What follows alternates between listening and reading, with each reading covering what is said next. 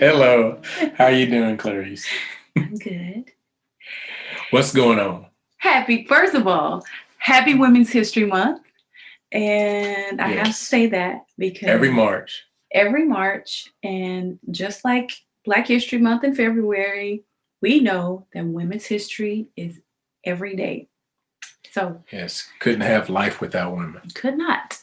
And I know you had asked me before what was the question?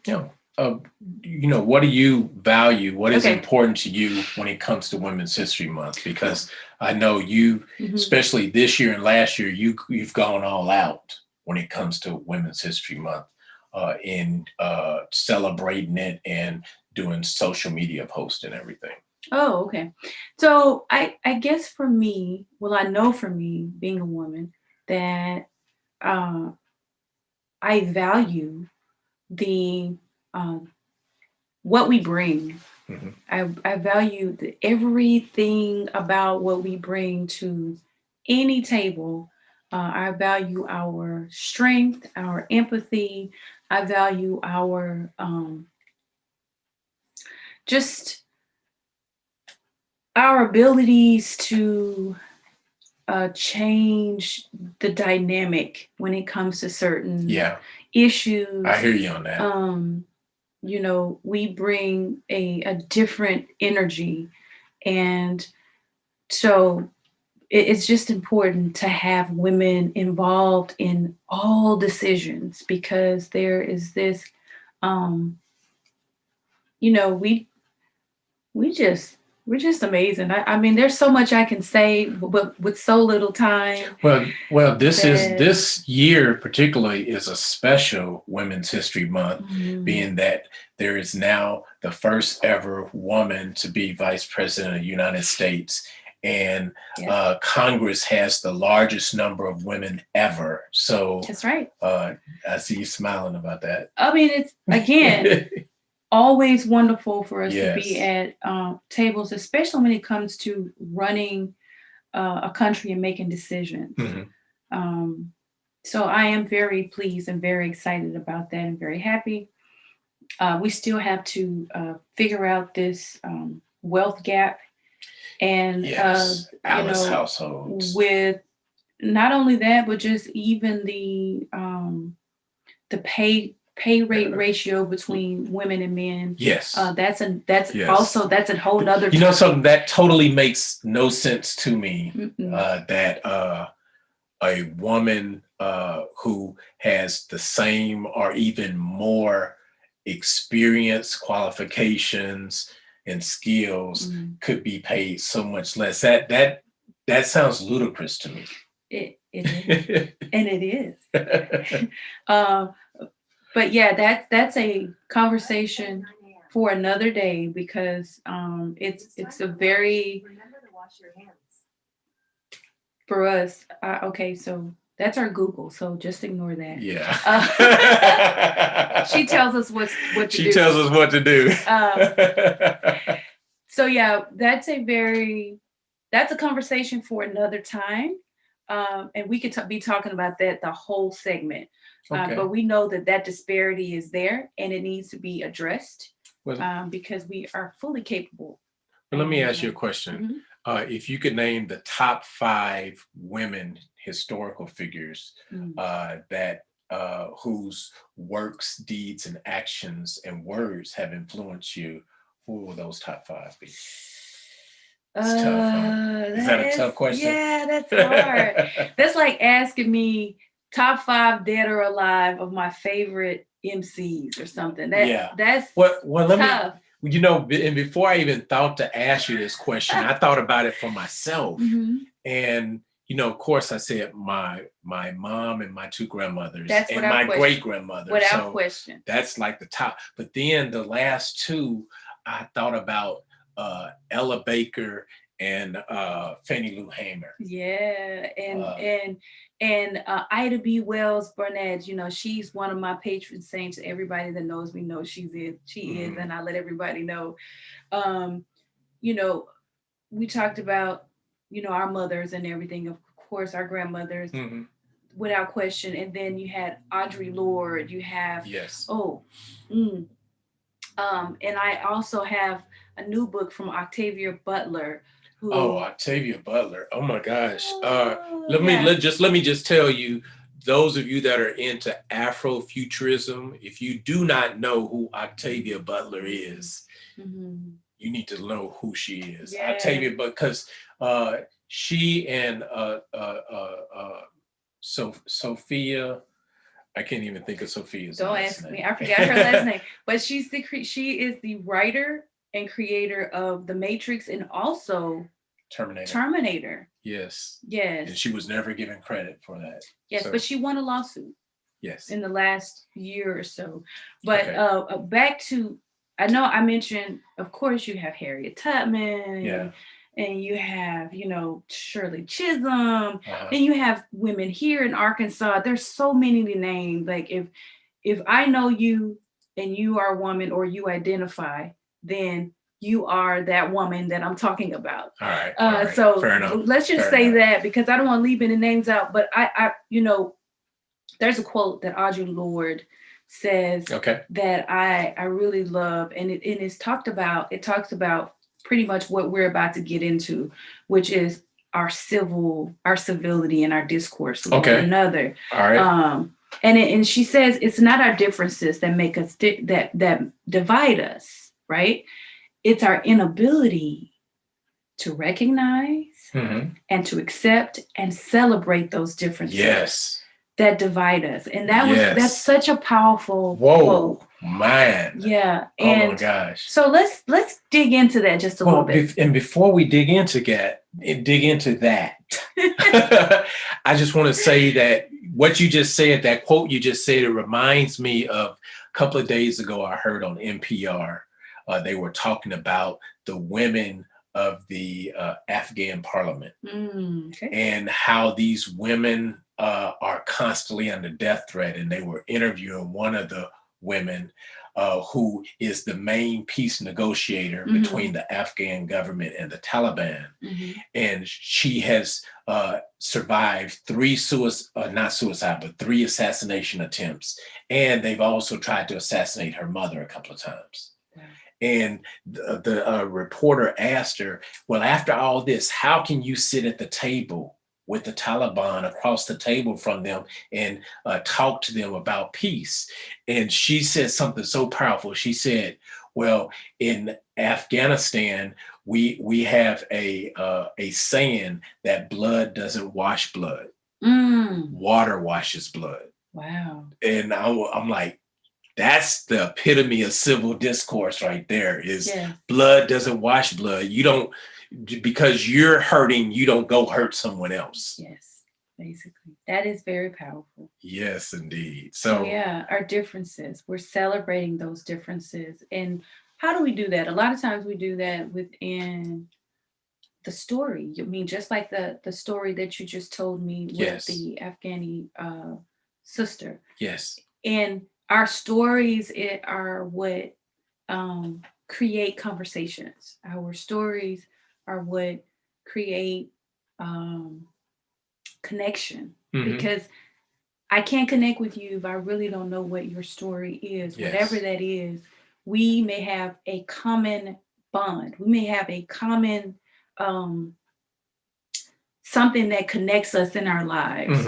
And even if we don't, then there is some level of empathy that I will have, or you could have for my story that would connect us. And also we could recognize and even celebrate. Yeah. So what I'm hearing you say is that the key to civil discourse, having people who identify conservative with people who identify liberal coming together and having conversations, are people who are Democrat, who identify Democrat, people who are Democrat identify as Republican, coming together and have conversations. They have to first realize that we all have stories. That's and right. The beauty of our humanity is our stories and the sharing of those stories. And even beyond that, because, we talk about, civil discourse is this kaleidoscope, as in the subject of race. Yes. Same thing. It has this kaleidoscopic lens that it has different fragments, different, Yes. and it all makes race and ethnicity identification, gender, gender, yes, equity, all of that. It has this kaleidoscopic lens and that we look through. we talked earlier about economic issues, Yes. economic and social issues. So Right. yes, So I we're like talking that about kaleidoscope. that. You use that word really well. Thank you. Kaleidoscope. I'm a woman. Hear me roar. Here I am. No. Oh gosh. I'm also an alien, so that's another story. Okay. No. But yes, we can look at that civil discourse on many different levels, not just the race, not just our political wherever we're coming from politically. We can take that and use it anywhere. So with that information, we want to talk about just a little bit about, how stories begin. Like there are different in different parts of the world. There are griots. Yes. Griots are normally from, we can use the West African tradition of griot, which basically meant this person was a poet, this person was a singer, this person was a musician, this person held stories of those who were born and those who died. They keep the history and the culture through oral tradition. They did, absolutely. They were the tradition, the oral tradition record keepers of that culture. Yes. And that's what story is all about. Absolutely. And so that person did that, and those stories continue throughout. And then you have on the Native American side, or the indigenous or First Nation side, there were stories about, there were fables, there were there were folklore. There was a lot of that was going on. That was also tradition to keep the stories, talking about not only the earth connection and the connection we have to Mother Earth, but also the connection we have to the universe, everying around. And bringing in the indigenous aspect, I'm really glad you did, because we got Lauren watching what is it called? The City of Ghosts on Netflix. The Story of Ghosts, I think that's the name of it. No, I think it's called The City of Ghosts. Okay. But it's a wonderful cartoon that is infused with storytelling and native and cultural significance, transmitting that information. So I really appreciated that. Well, it's a great little story, because they are interviewing, these young children are interviewing these ghosts. Yes. And it's almost like these are people, in my mind, I'm seeing these are people whose stories, that their lives, they've almost felt like ghosts moving about in the world. That's what I got. I got out of it. But we know that when you're dealing with levels of disenfranchisement and those type things, that you do feel like, you oftentimes feel like a ghost, right? You feel like that you're not being seen. You feel like you're not being heard. And then there are things that you do to garner attention. Yeah, and then that goes right back to the interconnection between storytelling and civil discourse. Yeah. Here in Arkansas, there are different initiatives that have started over the last couple of years, dealing with storytelling, dealing with civil discourse. I know the Clinton School for Public Service, about, I think it was 2015, they started the first Arkansas Civil Discourse Forum.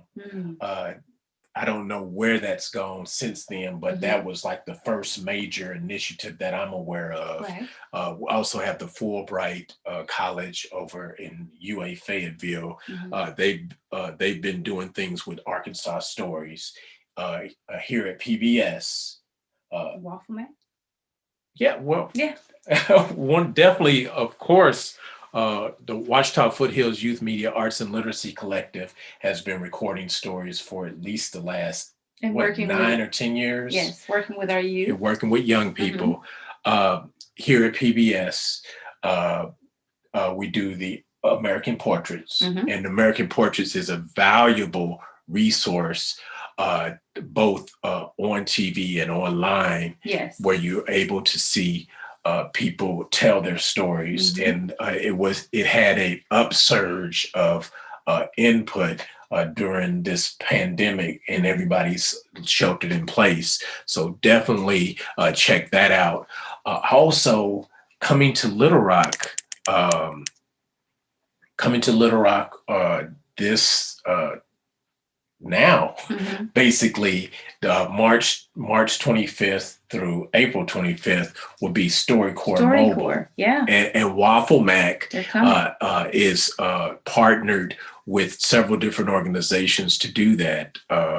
KUAR, Braver Angels of Central Arkansas, and other organizations have come, the Women's Foundation have come together to bring StoryCorps to Little Rock for a month so that Arkansans can tell their stories and have these stories archived just like they are in American Portraits. Yes. So definitely keep your eyes and ears open, because there's a convergence of everything that we just talked about that will be on March the 31st, right? March the 31st, Arkansas PBS will join with StoryCorps Mobile, Braver Angels of Central Arkansas, coming to the table, which I didn't mention early, coming to the table of Central Arkansas, and KUAR will all come together in one platform to discuss the importance of civil discourse and how stories connect with civil discourse. Did I say that pretty well? How stories and our differences are Audre Lorde, just say that, just like say she that said, how we recognize, how we accept, and how we celebrate those differences. And so that's what we're going to do. And again, like Kwame said, make sure you tune in and look at your local PBS for more updates on that. Yeah. They should be updating you here in the blog and elsewhere. Also, with this being the current legislative session, 2019 legislative session, we see so many examples with all the legislation for the need of civil discourse and the need for people being able to tell their stories and to tell them in a courageous environment. Yes. And I just wanted to mention, because one of the things that I do working as the chair of the Political Action and Legislative Committee for the Jacksonville NAACP is I watch everything that's going on in the legislature. And I was so happy a couple of weeks ago, Representative Carlton Wing, who is the representative that represents us, he introduced House Resolution 1016, and it is a resolution that will make a profound statement, making sure that all of the members of the Arkansas House of Representatives move forward in ensuring that all Arkansans practice civil discourse. Wow. Yeah, wow! It's a beautiful idea. Wow. We just need to make sure that there's follow through and that we support this bill, this resolution, and also we support everything that's going on in Arkansas as far as civil discourse and storytelling is concerned. Again, it's American Portrait. Keep your eyes and ears open, and we'll be bringing something to you on March 31st. That's right. We look forward to it. Thanks. Thank you. You're welcome.